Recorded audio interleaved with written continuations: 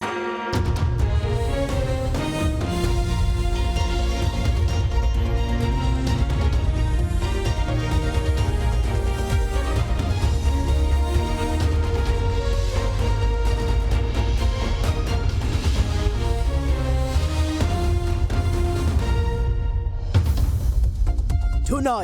on First at 9 this Saturday the 17th of May 2025. Tariff hike. Ceylon Electricity Board proposes to increase electricity tariffs by 18.3% from June this year.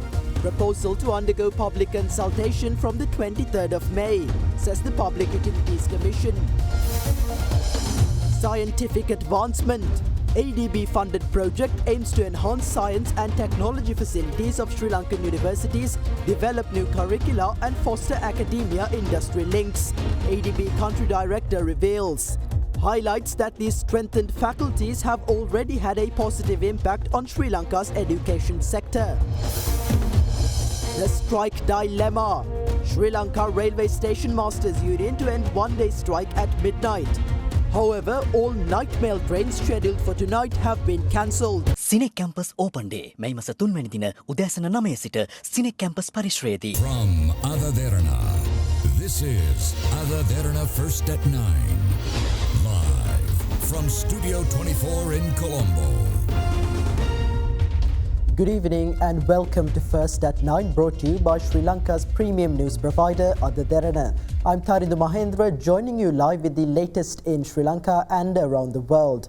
Now in your top story this evening, after recording a loss of 18 billion rupees during the first quarter of this year, the Ceylon Electricity Board has submitted a proposal to increase electricity tariffs by 18.3% effective from June this year. The proposal has been submitted to the Public Utilities Commission, which stated that the proposal will undergo a public consultation from the 23rd of May. The Ceylon Electricity Board has submitted a proposal to the Public Utilities Commission of Sri Lanka regarding a second electricity tariff revision for this year. Issuing a statement, the state power supplier said it is seeking an 18.3% increase in electricity tariffs for the period from June to December 2025. It was noted that both fixed charges and unit charges are proposed to be increased. Accordingly, in the domestic category, for the first 30 units, the current charge of 4 rupees per unit is proposed to be increased up to 4 rupees and 75 cents. The monthly fixed charge for the same category will also increase from 75 rupees to 90 rupees. For electricity consumption between 31 and 60 units, the CEB proposed to increase the current charge of 6 rupees per unit up to 7 rupees. The monthly fixed charge for that category will also be increased by 35 rupees from 200 to 235 rupees. Meanwhile, the CEB proposed to increase the charge per unit for consumption between 61 and 90 units from 14 rupees to 16 rupees and 60 cents. It has also been proposed to increase the charge for 91 to 120 units from 20 rupees per unit to 23 rupees and 65 cents. For 121 to 180 units, CEB proposed to increase the charge from 33 rupees per unit to 39 rupees and 5 cents. For consumption exceeding 181 units, the state power supplier proposed to increase the charge from 52 rupees to 61 rupees and 55 cents. The Ceylon Electricity Board has proposed to increase the monthly fixed charge for the categories above 61 units as well. The state power supplier has proposed to the Public Utilities Commission to increase the electricity tariffs for religious places and charitable institutions as well. Accordingly, the CEB has proposed to increase the charge for the first 30 units from 4 rupees and 50 cents to 5 rupees and 35 cents, and the monthly fixed charge is proposed to be increased from 75 to 90 rupees. For 31 to 90 units, it is proposed to increase the charge per unit from 4 rupees and 50 cents to 5 rupees and 35 cents, while the monthly fixed charge is to be increased by 35 rupees from 200 to 235 rupees. For 91 to 120 units, it is proposed to increase the charge per unit up to 7 rupees and 70 cents. Meanwhile, the charge per unit in the 121 to 180 unit category is proposed to be increased up to 17 rupees and 75 cents. For units above 181, the charge per unit is proposed to be increased from 23 rupees to 27 rupees and 25 cents. Simultaneously, it has also been proposed to increase electricity tariff rates for industries and hotels. Accordingly, the CEB has proposed that the charge per unit for the 300 or fewer unit category be increased to ₹8.28 and the charge per unit for consumption exceeding 300 units to be increased up to ₹15.38. Following the submission of the Ceylon Electricity Board's proposal, the Director of Communications at the Public Utilities Commission, Jayanath Herath, commented on the measures that are to be implemented. Tariff proposal to revise the tariff for upcoming June to December duration was received by the Commission last evening, and this proposal suggests to revise or the upward revision of retail tariff by 18.3% period starting from June to December, and reviewing the proposal to seek in its compliance with the tariff methodology and the Section 30 of the Sri Lanka Electricity Act. And after reviewing, the Commission's consultation paper would be finalized on May, and also there would be a public consultation before finalization of final tariff, which is to be implemented from June onward. The public consultation will cover all the 9 provinces, starting from the Sabaraguma province up to North province. Those consultations would be held from 23rd May to 3rd June, after which the final tariff to be implemented from June to December period.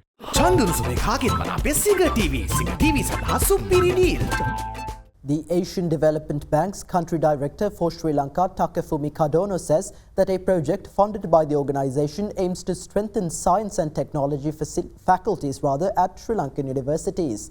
The project also focuses on developing new curricula and, most importantly, creating a connection between academia and industries. Speaking on our current affairs program at Hyde Park with Indivara Yamuwatta, Kadono emphasised that the strengthened faculties are already making significant contributions to the country's education sector. He added that the project will explore the commercialisation of research. When we talk about the ecosystem for support, especially to startups, there has been discussion about why there is not much enthusiasm or support or encouragement, whether it's financing or creating that ecosystem that you spoke about. What more needs to be done when we talk about creating that ecosystem and also support in terms of financing for these startups, especially when we look at Sri Lankan youth reaching out to the rest of the world? There's a project that is called Science and Technology Human Resources Development, which is closing soon successfully. This is of the ADB? This is ADB funded, yes. We are supporting 4 universities to strengthen their science and technology faculties. Project involved building the faculty, the structures, but more than that, we are helping with coming up with new curriculums, twinning programs with other universities abroad, providing research grants, and also creating that linkage between the academia and industry. Because there are interesting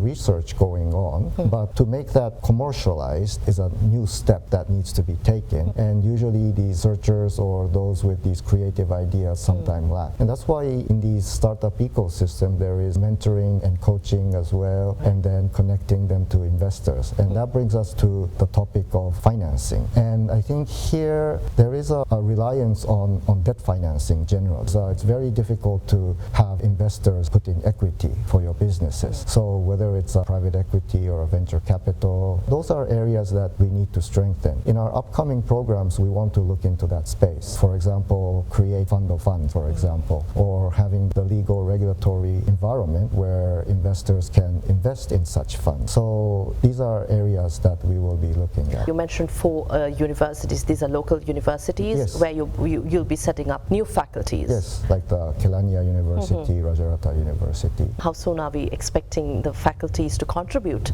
to our education? I think they are already. The facilities are ready, and then the curriculums are being rolled out. We had some of of course it would take time, right? You know, you build your research on top of an existing research, and you keep on expanding as well. This is more on a research and development focus, is it? Yes, science and technology, yes. But also we're looking at that commercialization angle as well, and to obtain patents, for example. So ADB will support new inventions or innovators to obtain patents, is it? The project, so far, we have been supporting, but we are completing our project now, so it's up to the government, the universities themselves, to take it forward. But if there's a need for us to step in through technical assistances or study tours or further twinning programs, for example, we would be happy to consider such requests.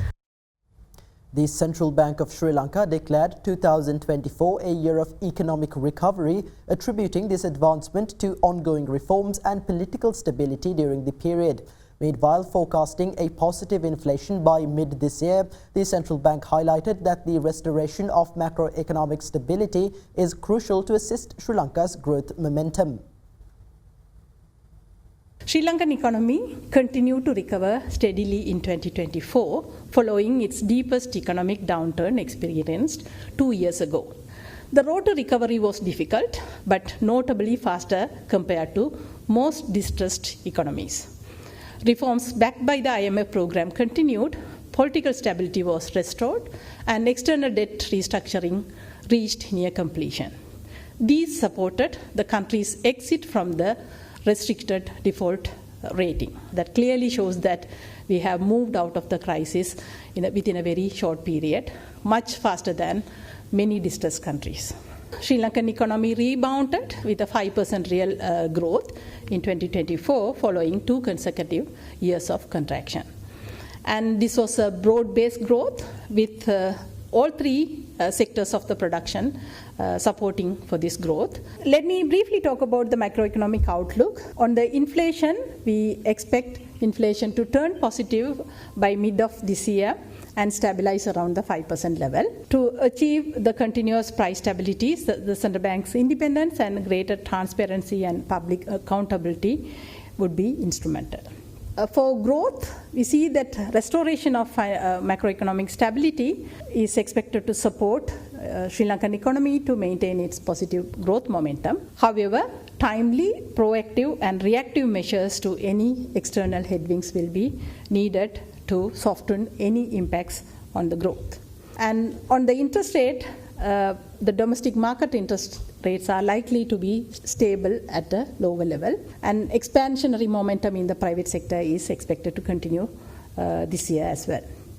And Sri Lanka commenced negotiation with US authorities, and the first round of negotiation has been completed and the negotiations continue. Now there are positive signs emerging on some easing of trade uncertainties globally. And the possible impact of US tariff policies on global economies are expected to be high. On the growth and trade side, we have seen IMF has reduced the global growth projection to 2.8% in 2025, considering this uncertainty. And WTO has reduced the global merchandise trade volumes projection to a contraction of 0.2%. And these uncertainties are expected to affect investment, market efficiency, trade flows, and supply chains. The possible impact on Sri Lanka's export is also high, because our reliance on US is quite high. Experienced several months of deflation. How confident is the central bank that this is not drifting into a stagnation trap? We have seen several months of deflation, which is unusual for a country like Sri Lanka. In the past, I think we've seen only a couple of months of deflation in the past. We are very confident that within the next few months, there will be positive inflation. The other aspect is that we should think of the drivers of this current deflation. As we know, the fuel prices have also adjusted downwards in line with the global energy prices. So when you think of those factors that have affected deflation, they're actually growth positive. So the lower electricity tariffs and lower fuel prices are actually helping the businesses as well as individuals. So it's not growth negative. This deflation is not going to be growth negative. It is growth positive.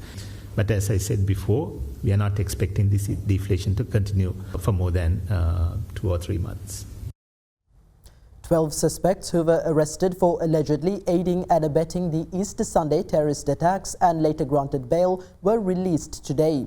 The suspects were arrested by the Terrorism Investigation Division following a court briefing on the 11th of December 2020. The Colombo Magistrates Court yesterday ordered the release of 10 female and 2 male suspects who had previously been granted bail after being arrested in connection with allegations of aiding and abetting the 2019 Easter Sunday attacks. The Terrorism Investigation Division had arrested the suspects after reporting facts to the court on the 11th of December 2020. The Terrorism Investigation Division, which had conducted investigations into the suspects, informed the court that their inquiries had been concluded and the investigation extracts had been submitted to the Attorney General. They further informed the court that based on the Attorney General's instructions, the proceedings of the complaint were concluded on the 9th of April. The counsel representing the suspects meanwhile requested the court to issue an order for the release of case material including mobile phones that had been seized by the police at the time of the arrests. After considering the facts presented, the additional magistrate ordered the release of the relevant items to the suspects. CINEC campus open day මැයි මස 3 වැනි දින උදෑසන 9 සිට CINEC campus පරිශ්‍රයේදී General Secretary of the Sri Lanka Podujana Peramuna Sagara Kariyavasam stated that although the SLPP will not be a part of a common opposition, it is ready to respect the people's opinion when it comes to opposition parties consolidating power in the Colombo Municipal Council. Meanwhile, Deputy Minister of Tourism Professor Ruwan Ranasinghe asserted that the government will be involved in the process of consolidating power in local government councils, adding that the NPP has experienced government interference when they achieved victory at local government councils during the tenures of previous governments. With that, here's a look at more thoughts shared in the political arena regarding the establishment of power in local government authorities. Several discussions were held today in Colombo between opposition leader Sajith Premadasa and representatives of opposition parties regarding the establishment of power in local government institutions, including the Colombo Municipal Council, where the opposition parties collectively possess a majority of councillors than the ruling party, National People's Power. නෑ විපක්ෂයක් හැටියට එකතු වෙන්නේ නැහැ. අපේ ප්‍රතිපත්ති වෙනස්. කොළඹ බලය ගන්න නම් සමගිය ඔබතුමාලා ඡන්දෙත් ඕන වෙනවා. කොළඹ ජනතාව බහුතරයක් කියලා තියෙන්නේ මේ ආණ්ඩුව එපා කියන එකනේ. අපේ අනන්‍යතාවය රැකගෙන ඒ දේ අපිට සිද්ධ කරන්න වෙලා තියෙනවා පක්ෂයක් හැටියට. අද හෙට අනින්දා දිගටම කතා කරනවා. දැන් ඔබතුමාලා මේ අද මොන ලේකම්වරුත් එක්ක සාකච්ඡා කරන්න කියලා පොඩ්ඩක් කියනවා. නෑ ඒව රහස්. දැන් අද දිනේ සාකච්ඡා අවසන් කරනවද?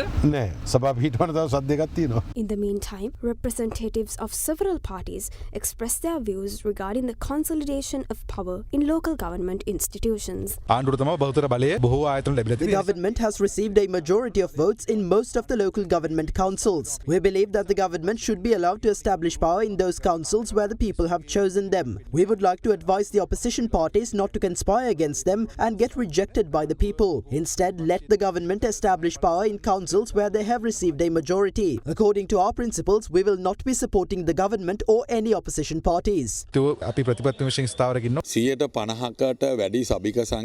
If none of the parties have more than 50% of councillors, a vote will be held to elect a chairman or a mayor. The SJB will also be contesting that election. If the councillors elect the ruling party's candidate, there is nothing we can do about it. But if they elect our candidate, the government will have to accept it. Let's see how the opposition will obtain 50% when they are establishing power. As the government, we will take measures to establish power. Or else there are other ways to accomplish that. If you can remember how previous governments acted when we won the Tissa Maharama Pradeshya Sabha, we have experienced that. We will be involved with the Colombo Municipal Council too. These local government councils can be operated through municipal commissioners too. We will not give an opportunity to the opposition to continue destroying the country like they did in the past 76 years. We will get involved in the process and establish power. The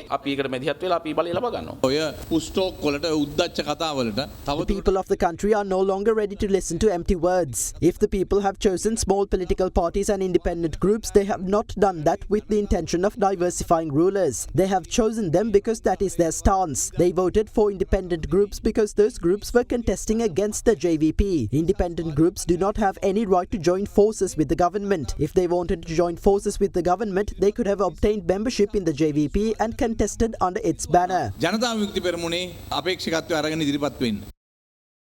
Opposition leader Sajith Premadasa accuses government of making strategic plays to fragment the opposition and prevent them from consolidating power in local government councils.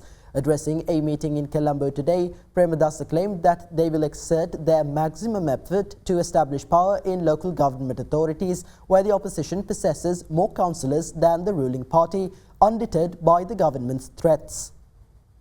A meeting was held today at the Mallikarama housing scheme in Colombo to assess issues faced by its residents under the patronage of leader of the opposition, Sajith Premadasa. People's income is gradually decreasing while the prices of goods gradually increase. The country cannot even provide its people with salt. A very incompetent government is ruling the country. The incumbent government is inefficient and incapable of serving the public. Now, government is claiming that the opposition does not have the right to establish power in local government authorities. We are not afraid of threats. We will exert our maximum effort to establish power in local government authorities where the opposition possess a majority and exercise our democratic rights. Government is executing various strategies to divide the opposition. I would like to inform the government that we will render an exemplary public service through our local government councils. We will be taking measures to address people's concerns. The President's Media Division announced that a complaint has been lodged with the Criminal Investigation Department against those disseminating false information regarding the tender process involving vehicles belonging to the Presidential Secretariat. Issuing a statement, the PMD affirmed that the government followed an open tender procedure with bid invitations publicly advertised in newspapers. This comes after several parties accused government of not following proper procedure for the sale of the vehicles. The second phase of auctioning luxury and decommissioned vehicles belonging to the Presidential Secretariat concluded on the 15th of May. A total of 26 vehicles previously allocated to advisors and staff of former ministers and former presidents were listed for sale. However, certain parties raised concerns over the auction of the relevant vehicles. The current government is well known for its corrupt governance. Instead of organizing a public auction, which typically receives close to 2 million responses, they chose to sell the vehicles through a tender process that attracted only a limited number of bidders. This was not a legitimate auction but rather a questionable tender arrangement. As a result, the government has suffered a considerable financial loss. We plan to submit a complaint to the Bribery Commission concerning the issue.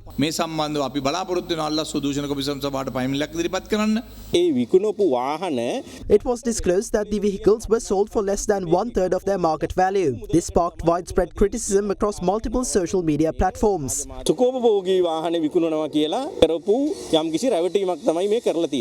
In response, the President's Media Division issued a clarification today regarding the vehicle sales conducted through the tender process. The statement confirmed that the government adhered to an open tender system and publicly invited bids through newspaper advertisements. It noted that 108 bidders, having paid for the tender documents, submitted their offers and the vehicles were sold following the established procedure.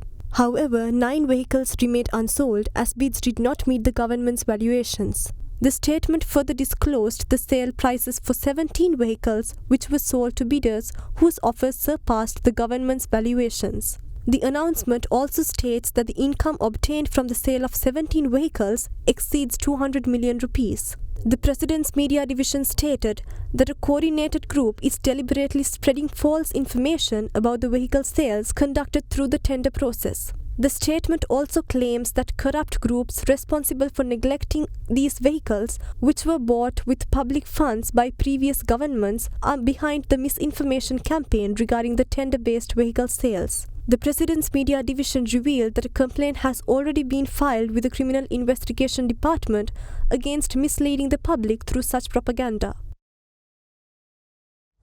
The strike action by the Sri Lanka Railway Station Masters Union, which began at midnight yesterday, is scheduled to conclude at midnight tonight. However, the Railway Department said that all night mail trains scheduled for tonight have been cancelled due to the strike. The Railway Station Masters Association began a one-day strike from midnight yesterday.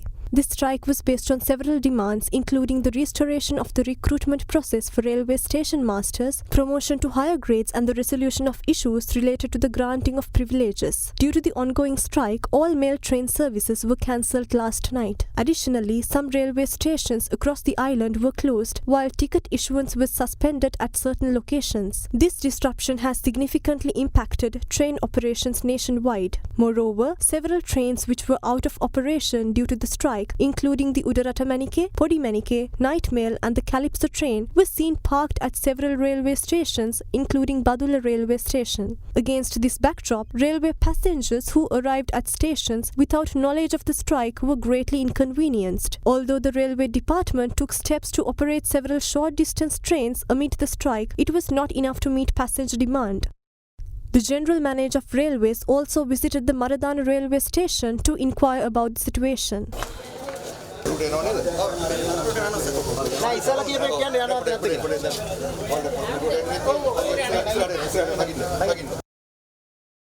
Meanwhile, Deputy Minister of Transport and Highways Dr. Prasanna Gunasena expressed his views regarding the strike when he visited the Kandy railway station today. අපි කවදාවත් මහජනතාව පීඩාවට පත් කරගෙන ඉල්ලන වෘත්ති ආරගලවලට තඹ සතයක දෙයක් දෙන්න. ඒකත් එක්ක හැප්පෙනවා. අපි මේ සුළුවෙන් ගන්නෙ නැහැ. පරිපාලනයේ වෙනස් යුතුයන් කීපයක් තියෙනවා. ඒ පිළිබඳව ඉක්මනින්ම කටයුතු කරමු. Meanwhile, the Ministry of Transport, Highways, Ports and Civil Aviation in a statement stated that it expresses its displeasure over the immediate union action taken despite the fact that solutions have been provided at the ministry level to the problems of the railway station masters. The ministry also states that cabinet approval has been given to fill 909 vacancies, including 106 station master vacancies in the railway department at the beginning of this year. However, the Ministry of Transport further stated that due to inefficiency among the sub-departments of the railway department, it has been unable to make any new recruitments so far. However, the Railway Station Masters Association, calling a press conference this afternoon, stated that even though the strike ends at 12 midnight tonight, they will resume trade union action if their demands are not met. කොහොම පැහැදිලිව වගකීමෙන් නැවතත් කියනවා අමාත්‍යාංශයේ මාධ්‍යාංශය නිකුත් කරපු ලේඛනය පිළිබඳව අමාත්‍යාංශයේ ප්‍රධාන ලේකම්වරයාගෙන් විමසීමක් කරන්න අපි කියන දේ හරිද ඔවුන් කියන දේ හරිද කියලා අපේ වැඩ වාජනය මගේ ජනතාවගේ හිතසුව පිණිස අද රාත්‍රී 12ට අවසන් කරනවා ලබන සතියේදී අපේ ඉල්ලීම් ඉටුඩ වෙන්නේ නම් ඒකාබද්ධ දැවැන්ත වැඩ වාජනයකට යන්න අපි සූදානම්. An Ontario judge yesterday granted the extradition of a Sri Lankan gang leader Prasanna Nallalingam, who was arrested in Toronto last year for his alleged role in a deadly attack on a rival gang near Paris in 2022. Nallalingam is also wanted in Sri Lanka in connection with a murder in 2016. And with that, here's a look at more local news in brief. The Department of Motor Traffic announced that the issuance of number plates for newly registered motor vehicles has been temporarily suspended since the 28th of April due to a shortage of number plates. As a result, number plates and stickers will not be issued for vehicles registered using chassis numbers. However, vehicle owners will still be provided with the official registration number, which they may temporarily display by manually copying it onto the vehicle. In the meantime, a strike was launched at the Sri Lanka Transport Board depot in Bandarawala today, during which all buses were withdrawn from service and parked within the depot premises. This strike was launched to urge relevant authorities to take appropriate legal action regarding an incident where a bus driver attached to the Sri Lanka Transport Board depot in Bandarawala was reportedly assaulted by an intoxicated passenger on the 9th of May 15th. Following the assault, the Bandarawala police have arrested the suspect in the Pallewala area, but after being produced before court, he was released on bail. In other local news, the rider of the motorcycle involved in the fatal shooting of a 19-year-old youth near Sylvester Road Junction in Mount Lavinia on the 5th of May was arrested yesterday. The suspect was apprehended by officers of the Mount Lavinia Police Station and the Mount Lavinia Divisional Crime Investigation Bureau based on intelligence information. According to police, parts of the motorcycle believed to have been used in the crime, along with 2 false number plates, were discovered buried behind the suspect's residence.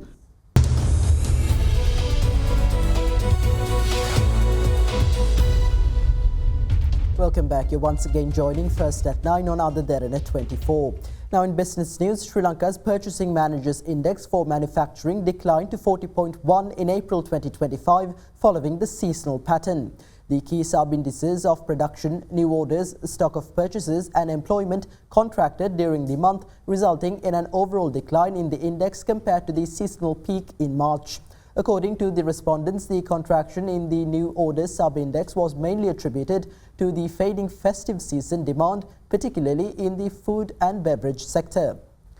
Meanwhile, the PMI for services recorded a value of 60.6 in April, indicating a slower expansion in service activities. Business activities expanded in April 2025, supported by the improvements observed across several sectors, including wholesale and retail trade and financial services. Employment continued to increase and the expectations for business activities for the next 3 months continued to improve at a higher rate amidst the temporary suspension of import tariffs by the US. The United States has lost its last perfect credit rating as ratings firm Moody's downgraded the US ratings from AAA to AA1, expressing concern over the government's ability to pay back its debt. In lowering the rating, Moody's noted that successive US administrations had failed to reverse ballooning deficits and interest costs. A AAA rating signifies a country's highest possible credit reliability and indicates it is considered to be in very good financial health with a strong capacity to repay its debts. Moody's, which had held a perfect credit rating for the US since 1917, warned in 2023 that US AAA rating was at risk. Fitch Ratings downgraded the US in 2023 and S&P Global Ratings did so in 2011. The firm said it expects federal debt to increase to around 134% of gross domestic product by 2035, up from 98% last year. And that's all for tonight from First at 9. Thank you for joining. Have a great night.